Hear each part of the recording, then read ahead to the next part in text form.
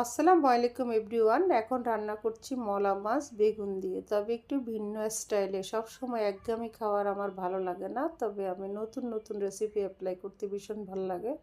তাই মলা মাছগুলি লবণ আর হলুদ দিয়ে ভালোভাবে আমি ক্লিন করে নিয়েছি। এখন দিয়ে দিচ্ছি হাফ চামচ লবণ, হাফ চামচ হলুদ, হাফ চামচ ধনিয়া জিরা, হাফ চামচ গুঁড়া মরিচ।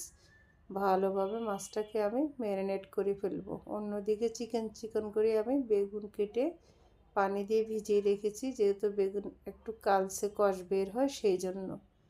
এখন আমি কড়াইতে তেল দিয়ে দিয়েছি মলা মাছটাকে ফ্রাই করার জন্য। তবে মলা মাছটা সব কিছু মশলা দিয়ে হাতে মাখিয়ে বসালে ওভাবে মজা হয়, তবে ওভাবে একটু মাছের একটু কাঁচা কাঁচা ফ্লেভার থাকে। তবে আমি ভাবলাম আজকে একটু ফ্রাই করে দেখি কেমন হয়। কেন জানি মনে হচ্ছে ফ্রাই করে রান্না করলে অনেক বেশি মজা হবে, বাট এখনও আমি খাইনি, খাওয়ার আগে এডিট করছি। তাই কেমন হয়েছে সেটা আমি এখনও বলতে পারছি না।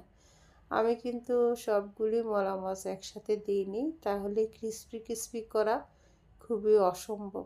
তাই আমি একটু একটু কয়েক পিস করে দিচ্ছি। এভাবে আমি ফ্রাই করে ফ্রাই প্যানে উঠিয়ে নিচ্ছি। অন্যদিকে আমি মাছটাকে ফ্রাই প্যানে উঠানোর পরে বেগুনগুলিকে ভালোভাবে পানি ছাড়িয়ে আবারও পানি দিয়ে ক্লিন করে নিয়েছি। বেগুনের থেকে পর্যাপ্ত পরিমাণ কষ বের এসে কালো কালো। বেগুনের মধ্যেও আমি সেম ওয়েতে হাফ চামচ হলুদ, হাফ চামচ গুঁড়া মরিচ, হাফ চামচ ধনিয়া, হাফ চামচ জিরা, স্বাদ মতো লবণ দিয়ে ঠিক বেগুন ফ্রাই যেভাবে করে ওইভাবে আমি ভালোভাবে ম্যারিনেট করে নিচ্ছি।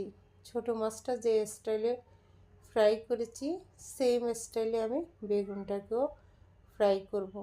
কিন্তু বেগুনটাকে আমি ফ্রাই করি কড়াই থেকে আর উঠিয়ে নেব না।